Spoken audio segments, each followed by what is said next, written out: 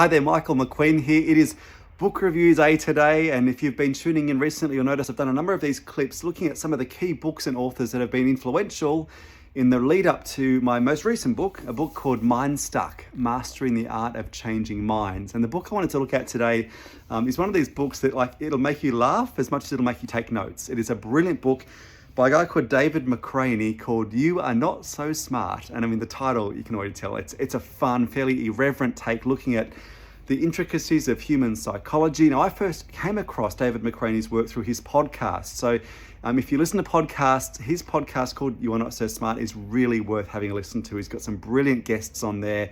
And in this book, he picks up on some of the themes from the interviews he's done over the years on his podcast, looking at the notion of delusion, like how do we as human beings trip ourselves up in our own thinking? How do we get in our own way? And he looks at some of the biases, the cognitive biases we have as humans. But what I really love is some of the stuff he looks at around memory. How do we create our memories in ways that often aren't necessarily faithful to truth and history and what we actually experience? And how do those memories then reinforce our sense of identity and shape our perceptions moving forward? So it's some really great insights in this book. I would highly recommend you get a copy of it. And also, if you listen to podcast again, tune into David McRaney's podcast, You Are Not So Smart. I think you'll really, really enjoy it.